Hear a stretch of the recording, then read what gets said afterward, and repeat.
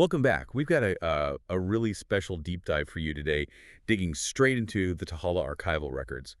Our mission is to piece together a psychological dossier on a seemingly ordinary citizen. Right. Someone who ended up fundamentally altering the fate of a group of fugitives we've been tracking through these files. Exactly. So let's establish the baseline first. We're looking at Trina Pess.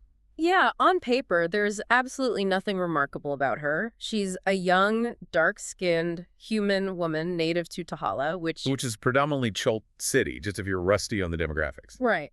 And her documented day job, serving up drinks and food as a waitress at Kaz Cardwell's Cat's Eye Inn. And the records show she was the quintessential friendly tavern face.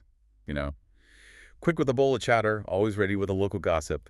But looking at these files, That welcoming smile was a seriously dangerous facade. it really was.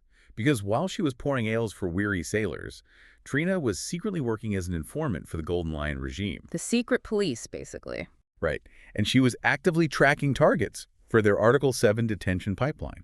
Which, I mean, for those who need a refresher, is essentially the Golden Lion's fast-track system for disappearing people into indefinite detention without a trial. She was quietly feeding her own neighbors to a ruthless, oppressive system. Okay, let's unpack this. Why? I mean, was she a true believer in the regime? Or was this strictly a cash grab? How does a cheerful waitress get involved in disappearing the people she serves every day? To understand that, you have to look at the psychology of invisible debts. Trina wasn't born into malice. Her family used to be prominent. They actually owned their own establishment called the Raptor. Oh, right. But her father was an addict. Yeah, he drank and gambled away their entire family wealth. So when he died, the crushing debt didn't just vanish. It passed directly to Trina. Almost overnight, she's forced to scrub floors just to survive. Scrubbing floors for Kaz, no less. Yeah. A highly successful, ambitious goblin chef living the exact life she felt she was supposed to have inherited. You can easily see how that kind of daily humiliation would just eat away at a person. Exactly. Her profound grief over time just festered into a deeply toxic resentment. Here's where it gets really interesting, though.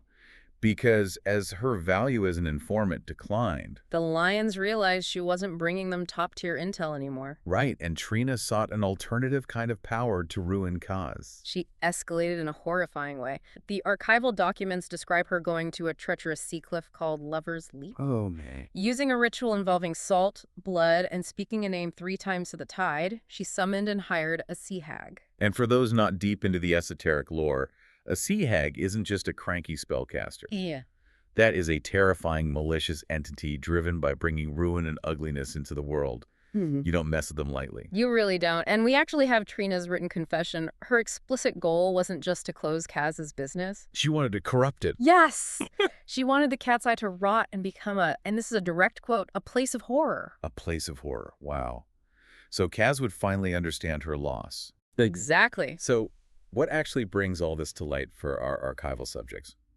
The party staying at Kaz's Inn. They eventually got suspicious and searched Trina's quarters, finding her hidden lockbox. The one containing the Golden Lion detention registers and her confession. Right, which completely exposed her ultimate betrayal to both Kaz and the party. It's wild to think how close they were to disaster just by ordering a bowl of chowder from the wrong person. If we look at the bigger picture here, Trina's dossier is a chilling reminder for you. It shows how easily invisible debts and festering resentment can turn a friendly face into a deadly threat. It's a haunting transformation.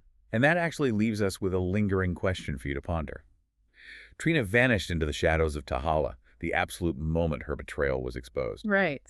But with her reliability as an informant already declining, what does a ruthless regime like the Golden Lions do with a compromised asset who has suddenly outlived her usefulness?